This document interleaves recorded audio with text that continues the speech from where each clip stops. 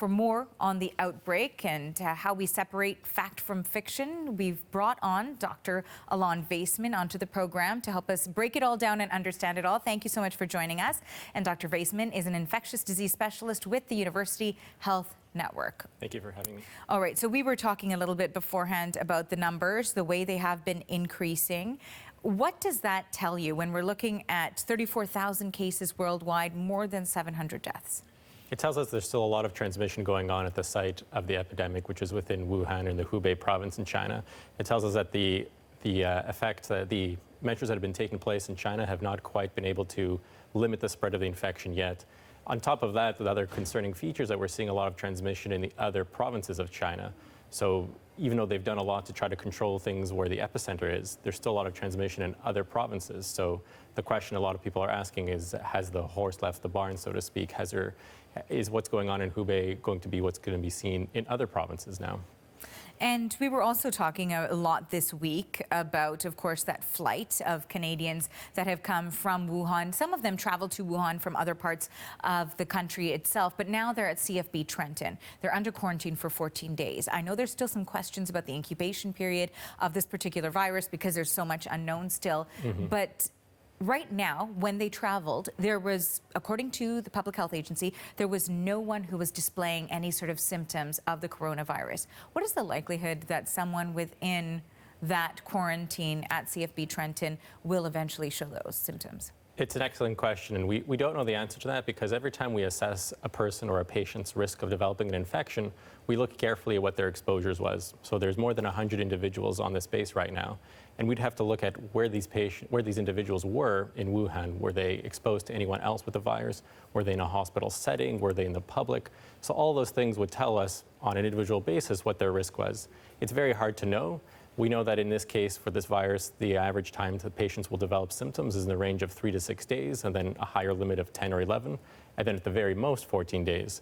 So by that point, we should certainly know whether anyone has incubated the virus at all.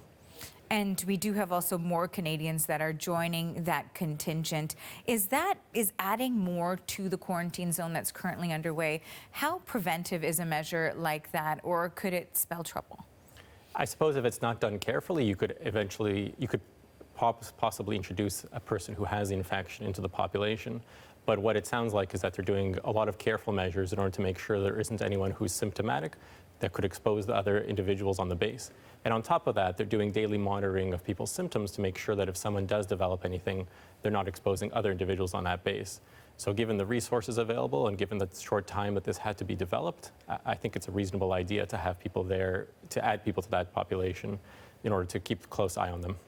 Another one of the stories regarding the coronavirus that has been in the news this week is passengers aboard a cruise ship specifically that contracted the virus. 7 of them were Canadians, from what we understand. And when you think of a cruise ship itself, I mean, really everyone is in this contained space, so to speak. So what sort of health protocols exist in cases like that? And does it feel like they would be more vulnerable to that if one person on board does have a confirmed case of coronavirus?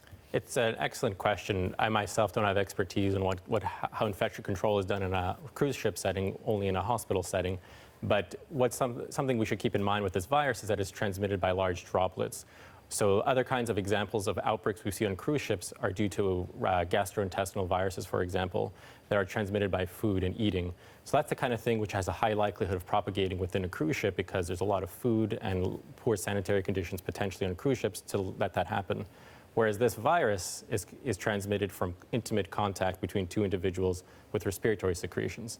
So it may not be as high risk as what we typically think of when we think about infectious disease outbreaks on a cruise ship. So to that point, when you're talking about people being in close contact with one another, when we saw the further confirmed cases within British Columbia pop up this week itself, we did see Health Canada essentially say, if you know someone who's come back from Wuhan, China, perhaps don't start socializing or gathering together right away, just sort of intensifying almost the steps that they wanted to take. Is that the best course of action?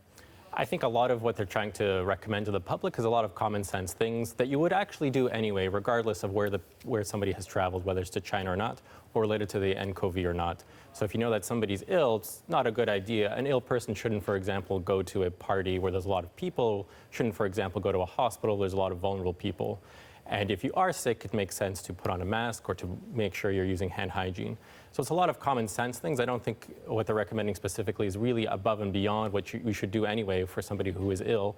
I think people need to be vigilant and realize that if somebody has traveled, they need to keep a close eye for symptoms.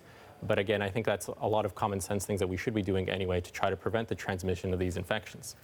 And, you know, another piece of this conversation that we were talking about that, of course, is so important we put into context is it is flu season here in Canada specifically. And we know that right now so much of the attention is going to the coronavirus and perhaps not enough is going to flu season. So in terms of influenza cases, I have seen reports of about half a dozen deaths in Alberta. What is the flu season looking like so far right now? Since so much attention is going on coronavirus, people might not be paying attention to how many Canadians actually have the flu, how many people are hospitalized and are dying from it. Exactly. That's an excellent point to make, is that flu is going to come back every single season, and it's back this season just like we expected. And flu vaccination, hand hygiene are all important things that we need to keep in mind to prevent the transmission of the virus. In Canada, there's already more than 11,000 documented patients who've had flu. There's been more than 1,000 hospitalizations. We expect that several hundred people will end up dying from flu. And this happens every single year. So although you're right to mention that the nCoV is not as a big threat as the flu is, I do understand why people are concerned about the nCoV virus, and we're worried about people transmitting it here. But again, the flu virus is something we could expect every single season without a fail. And we know exactly what we can do to try to prevent the transmission of that virus. Right, so much more is known about the influenzas, so perhaps if we know how to combat them, we should be practicing that. And just my very final question for you, I know we're very short on time, but I asked you this before. If you have contracted the coronavirus, does that make you somewhat greater immune to it? It's one of the questions we still don't have the answers to with this virus. For one thing, it's so fresh. We've only seen a few people, several hundred people recover from the virus in China, and we don't know what their additional exposures were. So were those patients re-exposed to the virus? So we have no idea whether they can reacquire the virus right now. And that's an excellent question that we're still waiting to see the answer for. All right, thank you so much. Of course, there's more questions, but we don't have more time. So thanks again. Thank you to Dr. Alon Vaisman, and he is an infectious disease specialist with the University Health Network. Stay with us.